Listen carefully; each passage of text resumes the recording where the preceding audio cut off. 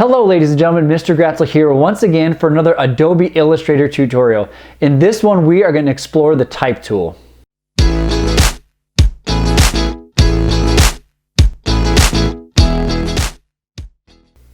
You can make a wide variety of digital assets using Adobe Illustrator, and it's really important to know how to use the type tool to help you in some of those assets, whether it's poster designs, book covers, logos, whatever you might be doing. Understanding how to use the type tool and how to manipulate. The type tool will be used quite a bit in graphic design. We'll use it to create headers for posters or titles, packaging design, even for logo design, adding business names and things like that. You'll use the type tool quite a bit. So let's kind of dig into it a little bit and see what we can do. Over here to the left in our toolbar, you'll see the letter T. That is our type tool. And I hover over that, you'll see it says type tool. And then again, in parentheses, our shortcut is the letter T on the keyboard. So go ahead and click on that. And I'm going to start with what's called the point type. So if I click once, it creates a point. And from that point, I can now type in a phrase. And with the point type, it will just type in a single line forever and ever and ever for infinite, right? So I create that point and it'll just go on and on and on. So it's great for using when you're doing titles or subheaders or little subtitles, whatever it might be, or just like the movie title or the book title, whatever that you're creating. So point type is great, but if you're using it for bodies of text, that's not what you want to use. So I'm going to go ahead and switch real quick to my selection tool and show you a little bit more with the point type. So there's my bounding box. So there's my type.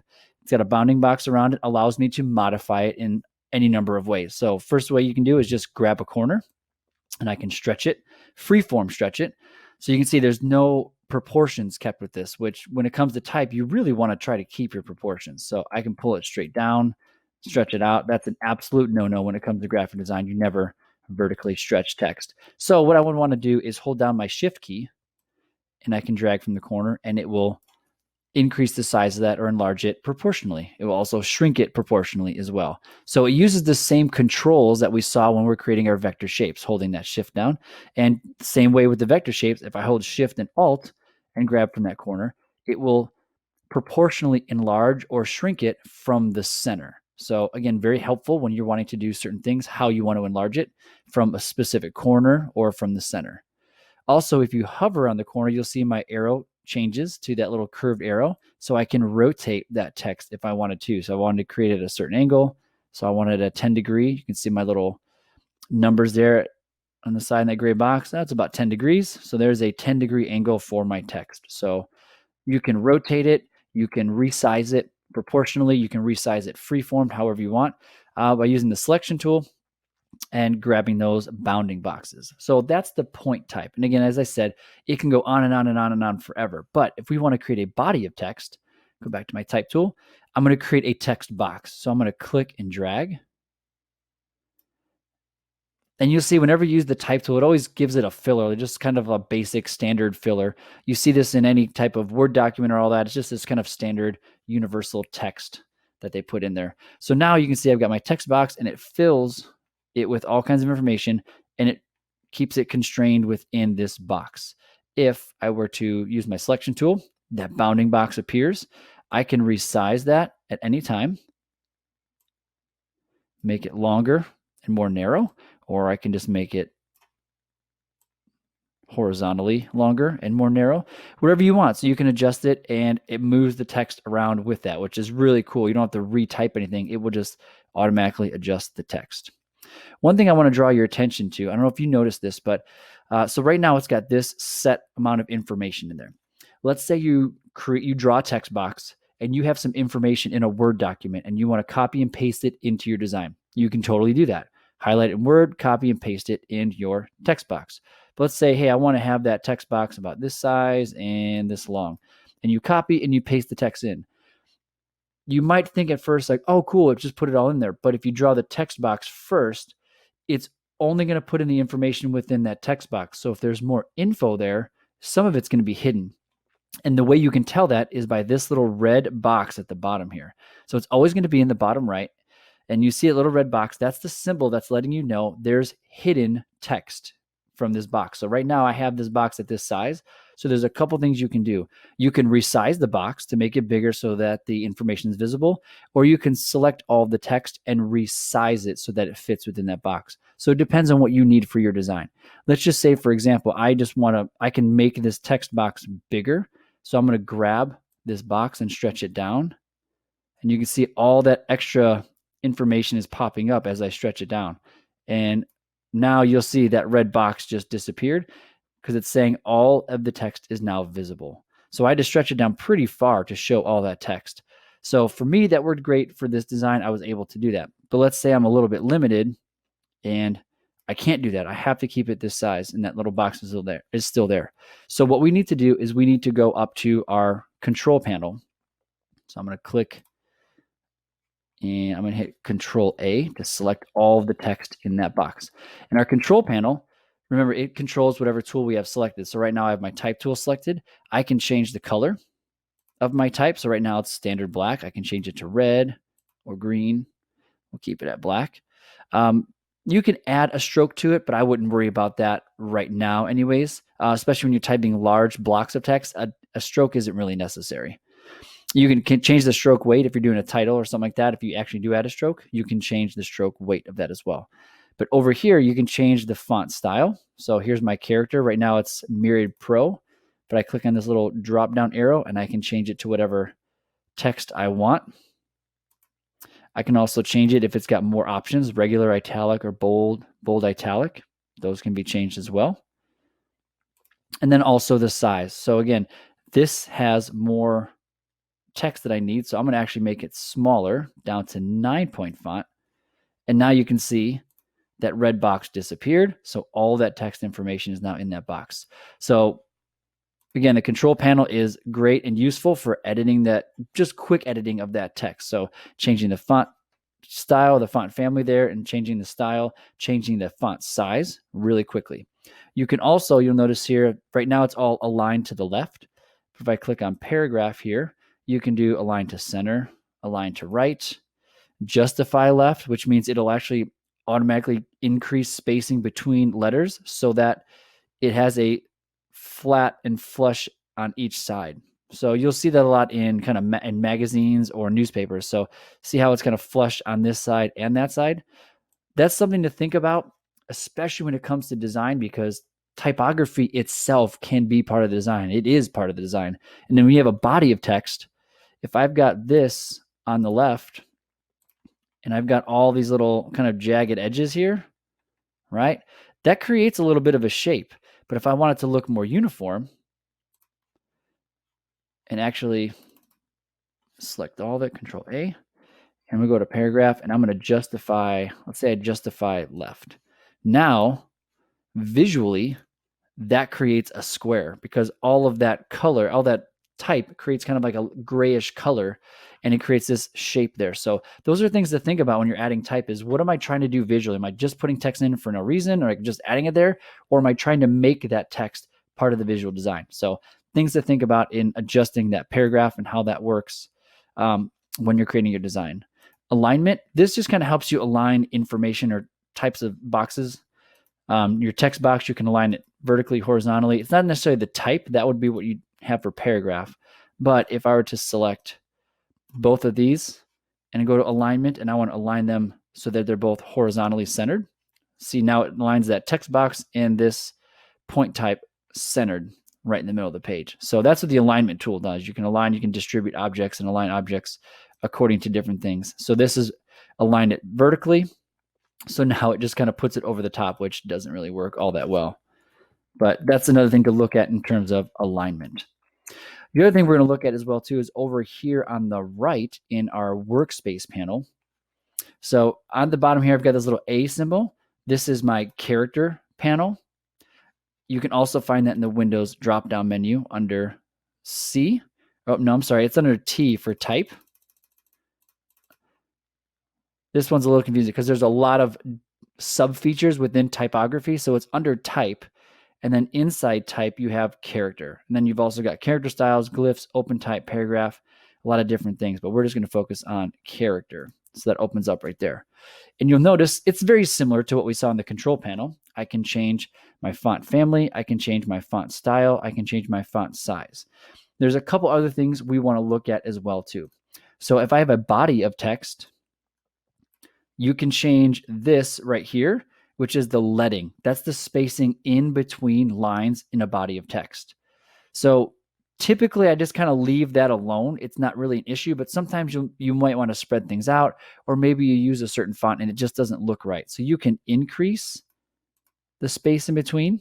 So you can see how it's spacing that out, the leading, or you can decrease it. Kind of a general guide when doing that is you don't want to go any lower than what the point size is. So if the point size of the font is 9, I don't want to go any lower than 9. If I go to 8, it just gets too crammed. It's very difficult to read. Even sitting at 9 is pretty difficult, but you want to stay at or above whatever this number is. So if I change this to 12 point, now see at 10, that's really crammed. That is very hard to read. So I would want to increase that at least at minimum to 12. So that's a little bit easier to read. I might even bump that up to 13 or 14 to make that more legible. So again, you have to be able to identify that kind of stuff and see those things. But typically I leave that as the standard unless you're doing large bodies of text in a design. One thing you might use quite a bit in titles. So I've got this type of phrase title here. And this right here is your tracking. So that's the spacing in between the letters of a whole phrase, right? So if I were to click on this whole thing and I were to increase it by 200, you can see the space in between the characters just jumped. So at 0, that's kind of the standard for that font family. Then I go to 5 and 10, 25, 50, and you can see it just spreads it out a little bit. At first, you might be like, well, what do you need that for? And as you create designs, you'll see that it actually comes in handy pretty well. You might need to spread out some letters a little bit to maybe fit into a certain shape or a certain design. Or if you're typing around something, you might need to spread those out a little bit. You can pick these set numbers. You can click on these up and down arrows to do it more incrementally, just one at a time. So those are things to think about in terms of, how you want to space those letters out as well too. This right here is just kind of your vertical scale. So you can increase the vertical scale. Again, that's stretching it. So this is just a way to maybe control it a little bit more incrementally as well. But I wouldn't, again, stretch vertically any fonts. It just throws it off and it always is noticeable by everyone else. And then there's also the horizontal stretch as well too. So you can use that as well if you really wanted to do that. But again, that's not used very often. So those are just some of the basic controls in the workspace panel for typography there. A couple other things I want to show you guys is how to use type a little bit more visually. So let's say I've got my ellipse tool here and I'm going to create a circle and I'm going to switch it so it's just the stroke, but I want to type onto that path. I want to type in a circle, like on that edge there. So if I click on my type tool and hold, and I see it says type on a path tool, I'm going to click on that. And then I'm going to hover over, and you can see my cursor. See how it's got that little wavy dotted line? That lets me know it's the type on a path tool. So I'm going to hover over the path that I want to type on, and I'm going to click. And again, it just kind of fills it in automatically with that just generic font. But you can see I've got some information there. Now I can type on a path. And you can go all the way around. And from here, I can increase that font size using my control panel. And I can do it incrementally, which I like that. I can also go to my paragraph here, and I want it centered. Right, so it kind of lines it up a little bit more. And some of you are thinking, well, it's hard to read that because I want it in a different spot. So if I were to click on my selection tool, my direct selection tool. So the white arrow tool, you'll notice that I've got these little lines here, and then I've got this little line here. So if I have type on a path, this little line marks the center of that path of that information. I can click on that and drag that and move that around. So I can move my type back to where I want it. Let's say I want it right in the center. Okay, we got some issues there with moving it around. Sometimes this happens. I just hit Control Z but I'm going to slowly move it around and come to the center. And there we go. So now it's starting. Now I can type on a path. So it starts down here and ends here, but that's kind of the center of where that's at. So you can control where you want that center point to be. So it's right vertical. These other two lines on here mark the beginning and the end of the path. So I can change that. So if I don't want it going all the way down, I can say I want it to start here and end here. So you can see there's that little red box again. It's cut off. So I'm probably going to have to shrink that back down. There it is, down to 18. So cut it in half. So now I got that phrase right where I want it, a little bit smaller, and it's just on the top. And you can see when you type on a path, it actually gets rid of that stroke of that original shape. So you won't see that there. So that's a really cool feature. And you'll notice too, see how the type is sitting on top of that line? So that's called the baseline. We'll learn about that later on in some typography videos, but the baseline is what the type sits on. So if I wanted to adjust that, if I go to my type drop-down menu, and I go to type on a path, and I go to type on a path options, this allows me to change some different things. You can play around with these. I haven't really played around with the effects, but we've got rainbow, you've got skewed, 3D ribbon, not sure. Click the preview button, you can see what that does. So that actually affects the type itself. Oh, I see. So it skews it so it looks like it's stretching around the edges. Interesting stuff. So I'm just going to keep it as a rainbow, which means it's just kind of straight across, but align to path. Right now it's on baseline. I might change this to center. So now you see it aligns the text on the center of that path. So again, that might help you in your design if you want to move it in a little bit to make it a little bit closer, or if it fits better. So just so you know, it's automatically defaults to baseline, which might work great for you, but you can always change that if need be in your type path options. So this also works with just kind of straight line paths. So let's say I use my brush tool, right? We know a brush creates a path. That is a really ugly curved line, but that's okay. We're going to go to my type on a path tool, and I can do the same thing. I can type on that path, and it will type right on it. As ugly as that was, it works great and it fits on there. So any type of path we create, whether it's a vector shape or it's a brush tool or the pen tool, it will type on that.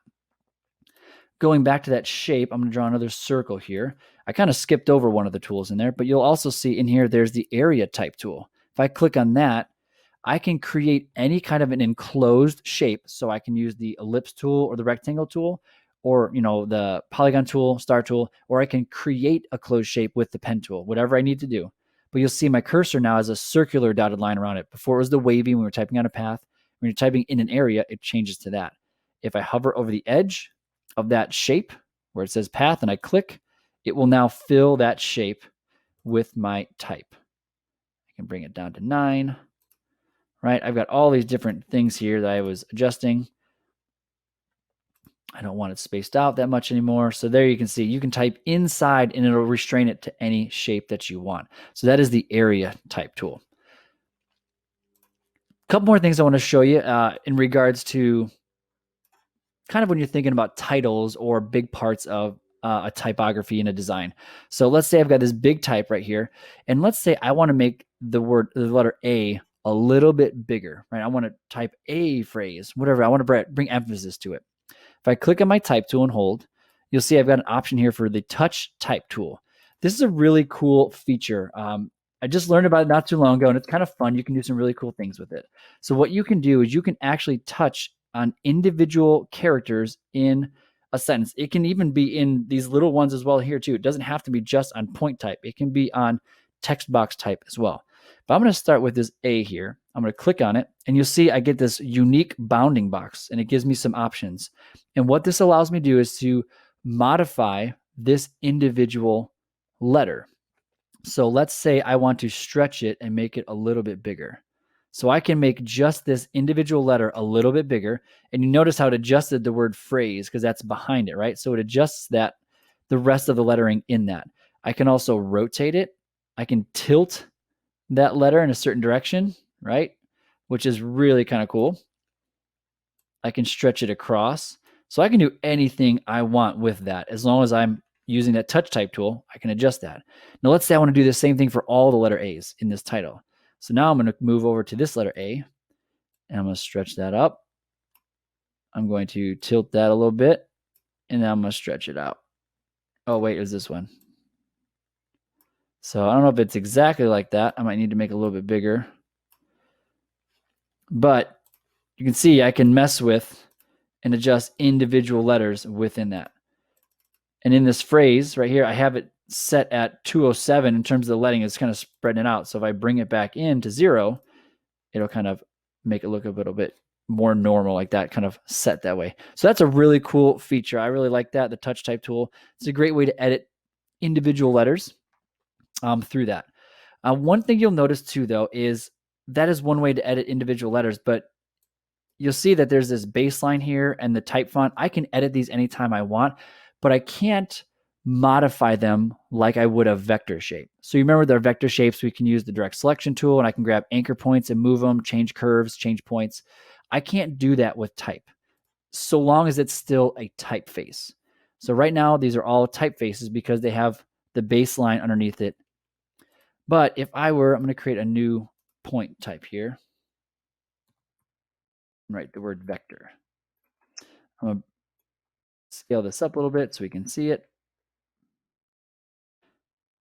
And I'm going to make it bold so we can, a little bit thicker. So there's my type. I can still edit this if I wanted to, right? I can still type in new letters if I need to, but I can't do anything other than that. If I do the direct selection tool, nothing really happens with that. So I might want to edit this a little bit more creatively, right? So what I have to do is if I go to type, and then one of my options here is create outlines. If I click on that, what it does is it converts my typography into vector shapes. And you see how it now jumped, and there's all these anchor points around each individual letter. So now I can edit this and modify this like I would any vector shape. The problem with this is I can no longer edit the text. So if I spelled this wrong, I would have to delete it and start over. So that's one thing you want to be careful of. If you convert it to outlines, you got to make sure that everything's perfectly spelled and ready to go so that you can do your edits and adjustments. Because once you convert to outlines, you can always Control Z and undo and do it from there. But once you start editing, if you realize, oh man, that's not the word I was supposed to use, you kind of wasted a lot of time. So make sure that you got your text correct first. But now I'm going to zoom in a little bit here, and I can use my direct selection tool. Let's say I'm going to select, hold down Shift and select these points right here. I'm going to bring those up 2 spots, and then, yeah, let's do this T here, or as E. I'm going to kick that up 2 spots, and then select these 2, bring those over, connect that. Right, so I can do some really cool editing with the actual text now because I have them as vector shapes, and I have the ability to do that. And I can do, say, the rectangle tool, and I can connect these.